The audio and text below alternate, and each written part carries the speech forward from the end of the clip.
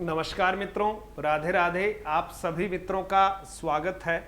अनेकार्थी शब्दों की एक क्लास जो है वो रीट वालों के लिए बहुत महत्वपूर्ण है।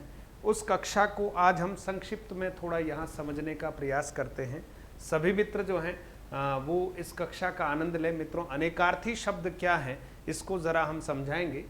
यूट्यूब पर इसको लाइव भी लिया था, वो अलग मामला। आपको नई सिरे से ये क्लास जो है मैं ऐप पर अपलोड कर रहा हूँ, तो आप सभी मित्रों का स्वागत करता हूं। और मित्रों देखिएगा, अनेकार्थी शब्दों से पहले हम सुविचार को भी देखते हैं।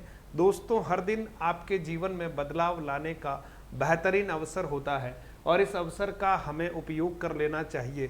कहते हैं कि जब अवसर हमारे सामने हो और हम सुस्ताने लगे मित्रों, तो जीवन में पछताने के अलावा हमें कुछ नहीं मिलेगा। इसलिए अवसर सामने हो, सचेष्ट प्रयास करना है, पूरी चेष्टा के साथ हमें प्रयास करना है, ताकि हम एक दिन ज़रूर उस अवस्था को प्राप्त करें जिसके लिए हम सोच रहे हैं। तो मित्रों आइए हम देखते हैं अनेकार्थी शब्दों के बारे में। मित्रों, अनेकार्थी शब्दों के बारे में जब हम चर्चा करते हैं मित्रों, तो शब्द को यहाँ तोड़ते हैं तो अनेक धन अर्थी शब्द किस रूप में है?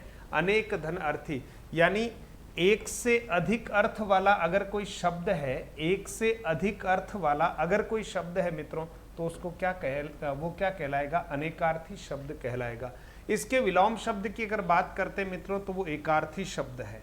विलोम की बात करें, अनेकार्थी का विलोम शब्द है एकार्थी। एकार्थी का अर्थ होता है जिसमें एक ही अर्थ हो।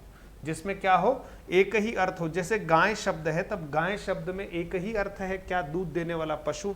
पेट शब्द है तो पेट का अर्थ एक ही है। हाथ शब्द है मित्रों, तो हाथ का अर्थ बस एक ही है। लेकिन इसका पर्यायवाची शब्द है कर। ध्यान देना, हाथ का पर्यायवाची शब्द कर है। ये कर शब्द जो है मित्रों अनेकार्थी कहलाता है। ये क्या कहलाता है? अनेकार्थी कहलाता है। क्यों? सबसे पहली बात यह है कि अनेकार्थी क्यों कहलाता है? क्योंकि इस कर का अर्थ करना भी होता है क्रिया के संदर्भ में। हम कहते हैं मोहन काम कर, तो आप देखिए ये कर शब्द क्रिया है। इसी तरह से आप देखेंगे कर का अर्थ टैक्स भी होता है। कर का अर्थ क्या होता है? टैक्स भी होता है। और कर का अर्थ हाथ भी होता है मित्रों। कर का अर्थ क्या है? हाथ भी होता है। तो ये कर शब्द अनेकार्थी है, लेकिन हाथ शब्द एकार्थी है मित्रों। तो आज हम ऐसे ही कुछ महत्वपूर्ण शब्दों को देखने वाले हैं जिनमें एक से अधिक अर्थ होते हैं। तो आप थोड़ा ध्यान दीजिएगा। जैसे रस शब्द है, ये अनेकार्थी है। रस शब्द क्या है? अनेकार्थी है, क्योंकि इसके कई अर्थ निकलते हैं। आनंद, आम रस या कोई भी फल का रस, निचोड़, स्वाद, धातु की भस्म आदि अर्थ जो है वो रस से निकलते हैं। तो रस शब्द जो है वो क्या है मित्रों? अनेकार्थी है। लेकिन आनंद शब्द एकार्थी है। समझना बात को, रस शब्द तो अनेकार्थी है, लेकिन आनंद शब्द जो है एकार्थी है। लेकिन आनंद के पर्यायवाची शब्द जब हम लिखेंगे तो हम आनंद के पर्यायवाची में रस शब्द जरूर लिख सकते हैं पर्याय के रूप में।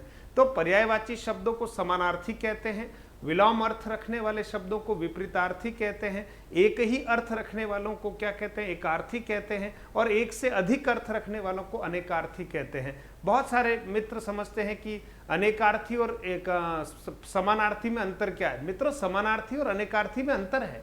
समानार्थी शब्द तो जैसे मान लीजिए एक शब्द है हमारे पास बाल। समझना, बाल का समानार्थी शब्द होता है केश, है ना, कुंतल, कच्च, है ना, सिरोरूह। तो ये सभी जो हैं किसका अर्थ रख रहे हैं? केश का अर्थ रख रहे हैं। इसलिए बाल के समानार्थी शब्द केश भी है ना, और कच भी है, ठीक है, और लट भी है, अलक भी है ना। और इस तरह से आप देखेंगे कि सिरोरूह भी है। तो ये सब तो किसके? बाल के पर्यायवाची हुए। समझना, एक जैसे अर्थ रख रहे हैं। लेकिन बाल शब्द अनेकार्थी है। कैसे? बाल शब्द का अर्थ बालक भी होता है, बाल शब्द का अर्थ फसल की बाली भी होता है, बाल शब्द का अर्थ डंठल भी होता है, बाल शब्द का अर्थ केस भी होता है। यानी बाल शब्द का एक अर्थ केश है। समझना मेरी बात को। इसलिए केस के पर्यायवाची में बाल लिख सकते हैं। समझना, ठीक है। लेकिन बाल शब्द अनेकार्थी है, उसमें तो कई तरह के और भी अर्थ निहित है। तो इस तरह से अनेकार्थी शब्द और पर्यायवाची शब्दों में अंतर है, ध्यान दीजिएगा। तो सीधे सीधे हम चलते हैं। वे शब्द जिनमें एक से अधिक अर्थ निहित हो उन्हें क्या कहेंगे मित्रों? अनेकार्थी शब्द कहेंगे, ठीक है। और एक शब्द एक है और अर्थ अनेक है, उसको क्या कहेंगे? अनेकार्थी कहेंगे। तो अनेकार्थी शब्द के बारे में आप समझ गए होंगे। फिर देखिए कुछ महत्वपूर्ण शब्द हैं जो प्रायः परीक्षाओं में आते हैं, अनेकार्थी के रूप में पूछे जाते हैं, उन्हीं को हम यहाँ पर पढ़ रहे हैं। तो सबसे पहले देखिए शब्द है अंक। ठीक है, आपसे पूछा जाता है कि आपने उस परीक्षा में कितने अंक प्राप्त किए। ध्यान देना, आपने उस परीक्षा में कितने अंक प्राप्त किए। तो मित्रों ये अंक शब्द जो है वो बहुत महत्वपूर्ण है और अनेकार्थी है, ध्यान रखना, है ना। आपके अंक में क्या लिखा है? अंक का एक अर्थ भाग्य भी होता है मित्रों, है ना। अंक का अर्थ क्या है? भाग्य भी होता है। अंक का एक अर्थ क्या होता है? भाग्य। ठीक है, आपके अंक लिख दिए गए हैं, विधाता ने आपके अंक लिख दिया है ना, तो भाग्य भी होता है। और अंक, माँ की अंक में बच्चा बैठा हुआ है, अंक का अर्थ गोद भी होता है मित्रों। और पत्रिका का 50वां अंक आज निकला है, पत्रिका का नंबर भी है, एपिसोड नंबर। फिर नाटक का अध्याय, एकांकी का जो अध्याय होता है, कहते हैं ना कितने अंक हैं, बोले 5 अंक हैं इस नाटक में, इसमें 3 अंक है नाटक में। तो नाटक के जो अध्याय हैं उनको भी अंक कहते हैं। तो फिर अंक शब्द अनेकार्थी हुआ कि नहीं हुआ मित्रों, बताओ। अंक शब्द जो है वो अनेकार्थी है। अनेकार्थी का अर्थ ये है कि संख्या का पर्यायवाची लिखते समय अंक शब्द का प्रयोग कर सकते हैं। गोद के पर्यायवाची और भी कई सारे होंगे, लेकिन एक पर्यायवाची आप अंक लिख सकते हैं, ध्यान देना। ठीक है, फिर देखिए अंग शब्द है, ये भी अनेकार्थी है। अंग का एक अर्थ शरीर है, अंश है, भाग है, हिस्सा है, शाखा है, शरीर का कोई अवयव है।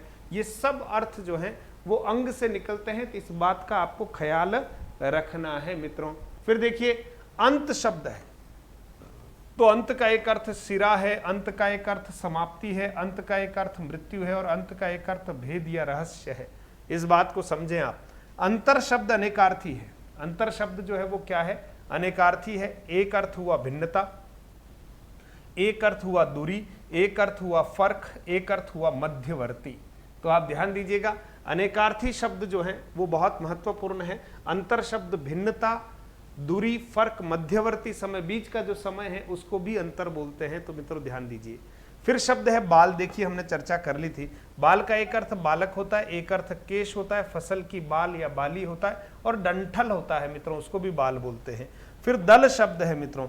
दल शब्द का एक अर्थ सेना है, एक अर्थ समूह है, एक अर्थ पक्षी है और एक अर्थ चिड़ी है। ये किसके अर्थ हैं मित्रों? दल के। तो दल अपने आप में अनेकार्थक शब्द है, इस बात का आपको ख्याल रखना है। चलिए आगे बढ़ते हैं मित्रों। अगला देखिएगा, काम शब्द है मित्रों। क्या है? काम। काम अनेकार्थी शब्द है।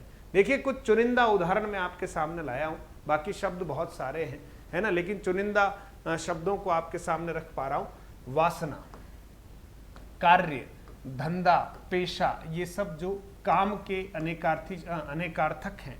ठीक है। अक्ष शब्द है मित्रों। अक्ष, अक्ष पहिए की धुरी, ध्यान देना, पहिए की धुरी, आंख, सूर्य, सर्प, चौसर के पास से, पहिया, आत्मा, ये सब अक्ष के अर्थ हैं, अक्ष के अर्थ हैं। फिर अगला शब्द है अक्षत मित्रों। अधन क्षत होता है, यानी क्षत से हीन, समूचा यानी पूरा का पूरा, कल्याण, हिजड़ा के लिए भी आता है। अखंडित शब्द भी है ना, अक्षत का अर्थ निकलता है चावल, जौ और धान्य, ये सभी अक्षत के अर्थ हैं। फिर शब्द आता है मित्रों, परीक्षा में बहुत सी बार अक्षर पूछा है। अक्षर का एक अर्थ ब्रह्म है, वर्ण है, गगन है, धर्म है, सत्य है, अविनाशी है ना, अविनाशी है। फिर शब्द है अज मित्रों। फिर शब्द कौन सा है? अज। अज का एक अर्थ है अजन्मा, ब्रह्मा, बकरा, दशरथ का पिता, दशरथ के पिता का नाम, दशरथ के पिता का नाम, जीव, अजन्मा, शिव, आत्मा, कामदेव, ये सभी अर्थ किससे निकलते हैं? अज से निकलते हैं। तो अज भी एक महत्वपूर्ण जो है वो क्या है? अनेकार्थी शब्द है। इस बात को आप नोट करेंगे। चलिए मित्रों आगे बढ़ते हैं और कहते हैं कि ये टॉपिक छोटा है, इसको पढ़ाने जाओ तो भले दिन भर बहुत सारे उदाहरण हैं, लेकिन आप सोचिए कुछ सेलेक्टेड उदाहरण आपके सामने लाया हूं, आप अन्य उदाहरणों को भी जरूर अभ्यास में लाएंगे। बात को समझ जाए बस। अपवाद, अपवाद जो शब्द है इसका अर्थ निकलता है किसी नियम के विपरीत। कलंक, निंदा, विरोध, आदेश, आज्ञा आदि, ये अपवाद में है। फिर शब्द है मित्रों अर्क।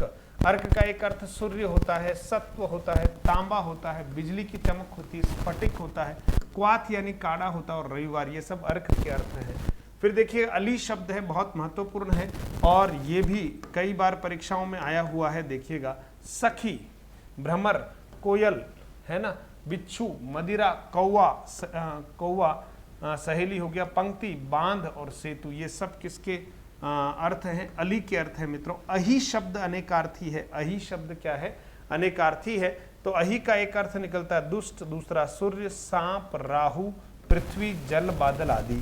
फिर है आम शब्द है मित्रों आम। आम का एक अर्थ है सामान्य, एक फल, मामूली, अपक्व, आंव या आम्र, ये सब आम के क्या है कह सकते हैं आम के अनेकार्थी शब्द है। ठीक है मित्रों। फिर अगला है, हाँ अब देखिए ये हमने कुछ शब्दों को यहाँ पर देख लिया, आम के बारे में हमने देखा था। ठीक है मित्रों। हाँ, आम, सामान्य, फल, मामूली, अपक्व, आम, आम्र आदि। ठीक है मित्रों। फिर हम बात करते हैं, तो आप देख सकते हैं कुछ प्रश्न आपके सामने यहाँ पर रख रहा हूँ, है ना। इन प्रश्नों को भी हमें अच्छे से देखना है मित्रों। चलिए पहले कुछ प्रश्न आपके सामने रखते हैं। कौन सा शब्द अनेकार्थी शब्द गुरु से संबंधित नहीं है? कौन सा शब्द अनेकार्थी शब्द गुरु से संबंधित नहीं है? तो देखिए गुरु का अर्थ भारी भी होता है, गुरु का एक अर्थ बड़ा होता है, गुरु का अर्थ श्रद्धेय होता है। तो जो संबंधित नहीं है अर्थ, वो किसके संबंधित नहीं है? पृथ्वी के संबंधित नहीं है मित्रों। तो बिल्कुल का ऑप्शन जो है वो बिल्कुल इसका सही है। जल, प्राण, पुत्र किस शब्द के अनेकार्थी है? यानी ऐसा कौन सा शब्द है जिससे जल भी निकलता हो, अर्थ प्राण भी निकलता हो, पुत्र भी निकलता हो? ऐसा मित्रों जीवन शब्द है, बाकी तो कुछ है नहीं। ठीक है। इसी तरह से प्रश्न नंबर 3 है, पत्र का अनेकार्थी शब्द है। पत्र, लिखने वाला। तो मित्रों इसका तो एक पत्ता हो सकता है, बाकी जल, वर्षा, पर्वत ये तो नहीं हो सकते। फिर देखिएगा प्रश्न नंबर 4, वस्त्र, आकाश, बादल, मेघ किस शब्द के अनेकार्थी है? वस्त्र, आकाश, बादल, मेघ किस शब्द के अनेकार्थी है? तो मित्रों किस शब्द के अनेकार्थी है? अंबर के अनेकार्थी है। किसके अनेकार्थी है? अंबर के अनेकार्थी है। किसके? अंबर के अनेकार्थी है। फिर देखें मित्रों अगला है, द्विज शब्द है। कौन सा? द्विज। द्विज का अनेकार्थी नहीं है। द्विज का अनेकार्थी नहीं है, ध्यान देना। द्विज का अर्थ ब्राह्मण होता है, द्विज का अर्थ पक्षी होता है, द्विज का एक अर्थ दांत होता है, द्विज का अर्थ वैश्य होता है, द्विज का अर्थ क्षत्रिय भी होता है, लेकिन मित्रों विदेह नहीं होता है। इसलिए इधर आपको राइट करना है। समझ में आ गई बात मित्रों? ये कक्षा भले ही आधे घंटे की रही हो या इससे कम रही हो, पर आपको इस कक्षा के आधार पर पूरे टॉपिक को अच्छे से समझना है। कुछ प्रश्न भी आपके सामने रखे हैं, कुछ चुनिंदा उदाहरण मैंने रखे हैं, बाकी के उदाहरणों को आपको पढ़ना चाहिए। फिर देखिए मित्रों अगला प्रश्न है, पाप, पातक किसके अनेकार्थी है? तो पाप और पातक अघ के अनेकार्थी हैं।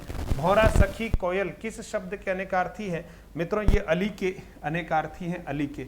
फिर प्रश्न नंबर 8, सारंग का अनेकार्थी है। सारंग का अनेकार्थी है। सारंग का अनेकार्थी कौन सा शब्द है? सिंह जो है वो सारंग का क्या है मित्रों? अनेकार्थी शब्द है। तो मित्रों ये अनेकार्थी शब्दों के बारे में एक छोटी और संक्षिप्त कक्षा मैंने आप लोगों के लिए रखी है। आप इनको थोड़ा सा लिखकर याद कीजिए, क्योंकि कुछ शब्द हमें ध्यान में होते हैं, कुछ शब्द आपने आज ही सुने होंगे। तो अनेकार्थी शब्दों में थोड़ा लिखकर याद करने का अभ्यास हमें रखना चाहिए।